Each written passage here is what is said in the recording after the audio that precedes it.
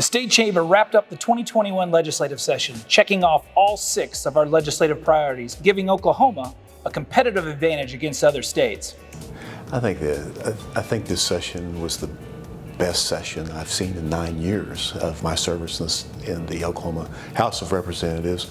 If I had one word to use, I'd say comprehensive. I think we addressed so many areas of policy throughout this session, as well as the budget. I've been here since 2011, and we have not had a more successful session. It was extremely successful, more successful than I thought it could be. We achieved over $800 million in savings, still increased funding to education, all-time high, got some choice into education, got some major reform. It was a very successful session. We appreciate the leadership of Governor Kevin Stitt, Senate Pro Tem Greg Treat, and House Speaker Charles McCall for their collaboration this session. And we also want to thank the legislators who took the lead in authoring and championing bills for the business community.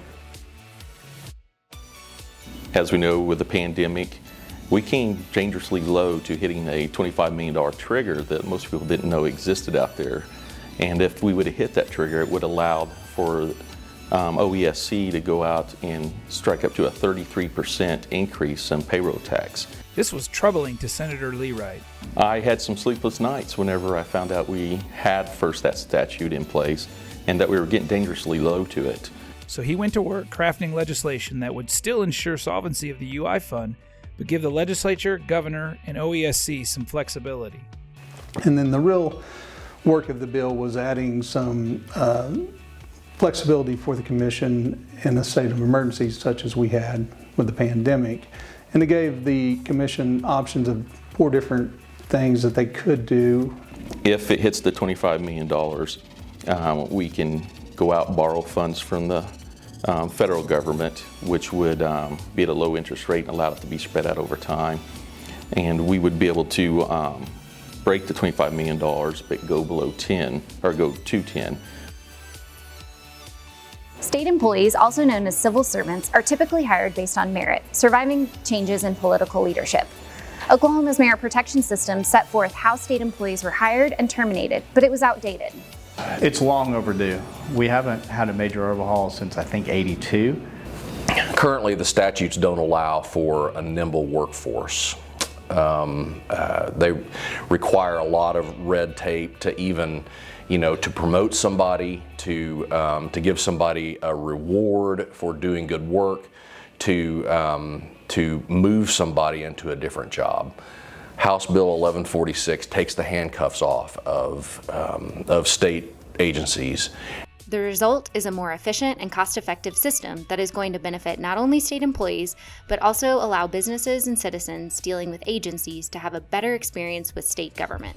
Let's just have an HR system like modern day American businesses and be able to hire people swiftly, but also be able to fire those who are not being productive. Ultimately, the state employee who's working hard, that's doing a great job, is the one that's most hurt by an employee next to them that's protected by an outdated system. And so we're modernizing state government. And it proves that when we solve problems together, we can solve some really big problems. It was a historic year for education reform in Oklahoma. With open transfer, the Opportunity Scholarship Fund changes, funding formula changes, the highest level of education funding that we've seen in state's history.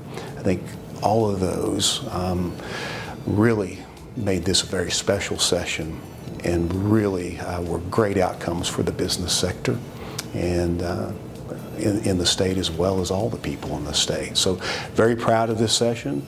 Families and businesses want a high-quality education system that offers opportunities for the next generation of our workforce. 2 pieces of legislation, Senate Bill 783 and House Bill 2078, jump-started that effort in 2021. Senate Bill 783 gives parents control over where their child goes to school based on need, not on a zip code. Where someone lives shouldn't determine what their educational experience is going to be. Basically, if the school that their kid is currently attending not meeting their needs, it gives them an opportunity to transfer to a different public school that would better meet their needs.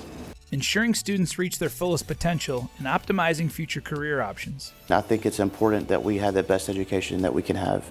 And so if you're a parent and your student isn't getting that best education that you think they deserve, then you have that ability to look around and see what other schools are nearby that may be offering a better opportunity.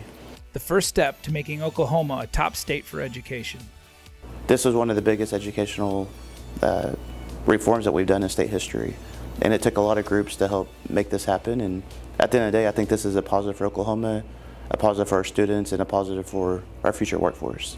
If you're like me, you believe that education is the tide that lifts all boats. And so we know that, you know, your future economic success is directly tied to your education. House Bill 2078 complements Senate Bill 783 by ensuring schools are appropriately funded based on their actual attendance. The previous funding formula had a 2-year look back. This bill took it down to 1, something that surprised many of the author's constituents. As I talked throughout my district with the average voter, they just believed that this was already how it was done. Many of them were surprised that there was this 2-year look back funding schools for students that they were no longer educating. So this was just an effort to clean that up. I think it's a big deal for parents in the state to know that if they choose to move their kid to another public school, the funding that goes with that kid follows them a lot sooner. Our school funding formula has been around for decades and decades and decades. And right now, even prior to the legislature passing open transfer legislation, there's more mobility of students than what there was even 10 years ago within the state of Oklahoma.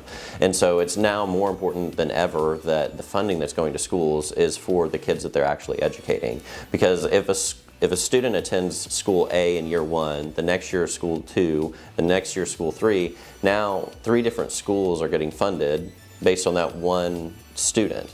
And what that results in is a watering down of the funding formula.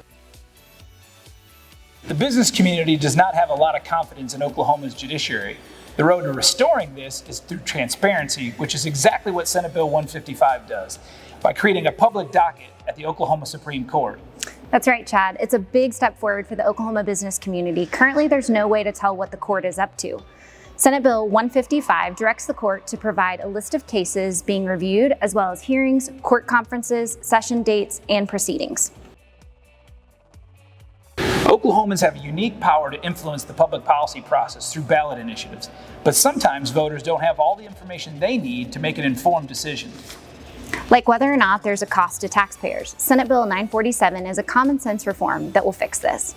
So Senate Bill 947, it basically makes it a requirement that on an initiative petition that goes to our voters, that they understand that there could be a cost to them. And when we're talking taxpayer dollars in the business community, it's important that people make an informed decision. By providing information to voters, they are empowered at the ballot box.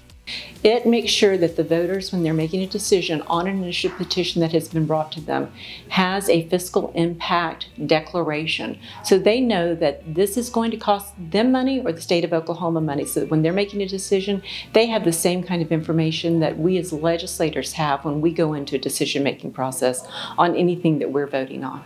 When government and business leaders work together to develop solutions, we can really move the needle on making Oklahoma an attractive place to live, work, and grow a business. We'll be keeping an eye on things here at 23rd and Lincoln, and we're already working on next year's legislative agenda.